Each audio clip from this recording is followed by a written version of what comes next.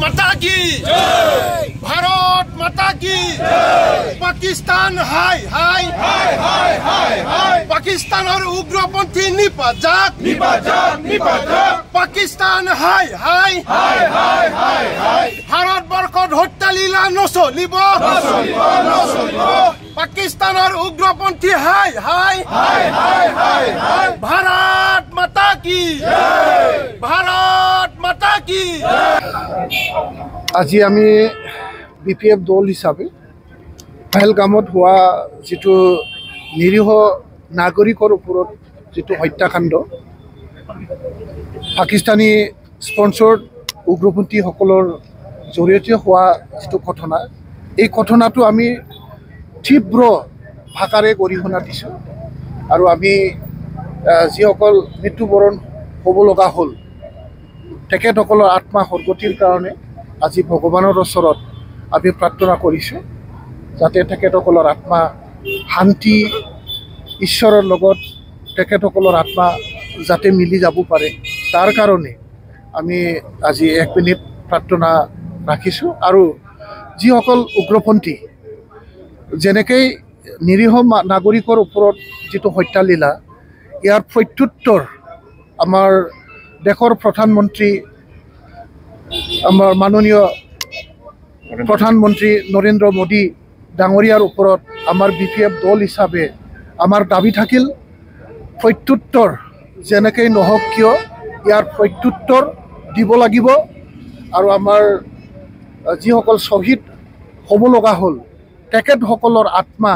তেতিয়াহে শান্তি হ'ব আৰু তেখেতসকলৰ শান্তিৰ কাৰণে যেটো প্ৰত্যুত্তৰ দিব লাগে এই প্ৰত্যুত্তৰ ভাৰতবাসী ৰাইজে কম সময়ৰ ভিতৰতে দেখিব পাম এই আশা ৰাখিছোঁ আৰু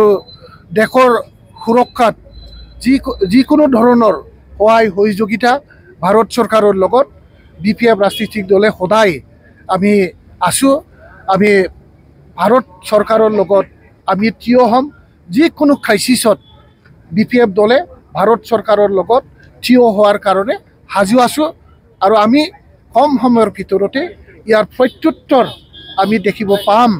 সেইখিনিকেই আমি আজি প্ৰদীপ বন্তি জ্বলাই পেলাই আমি অগ্নি দেৱতাক সাক্ষী ৰাখি আজি আমি ঈশ্বৰৰ ওচৰত এইখিনি প্ৰাৰ্থনা ৰাখিছোঁ প্ৰত্যুত্তৰ যেনেকৈ নহওক কিয় আমি যেনেকৈ নহওক কিয় ভাৰতীয় নাগৰিক হিচাপে আমি দেখিব পাম এই আকাৰে তেখেতসকলৰ আত্মা সদ্গতিৰ কাৰণে আজি আমি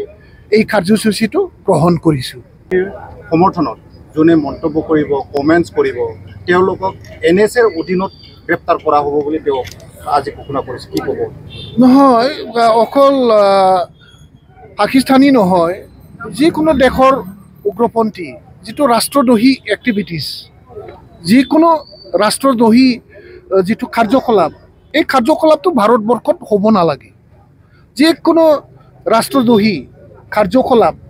যিকোনো হত্যালীলা যিকোনো উগ্ৰপন্থী যাতে ভাৰতত কোনো ধৰণৰ এনেকুৱা হত্যালীলা কৰিব নোৱাৰে ভাৰতীয় নাগৰিকৰ জীৱন সুৰক্ষা সম্পত্তি নিৰাপত্তা কৰা দায়িত্বটো অসম চৰকাৰৰ এইটোকে আমি হিমন্ত বিশ্ব শৰ্মা ডাঙৰীয়াৰ লগত যিকোনো উগ্ৰবাদ নিয়ন্ত্ৰণ কৰাত যিকোনো উগ্ৰবাদ ৰাষ্ট্ৰদ্ৰোহী ঠেকেল কৰাত যি পৰিৱেশ তাত আমি বিপিএফ দল হিচাপে আমি সদায় আছোঁ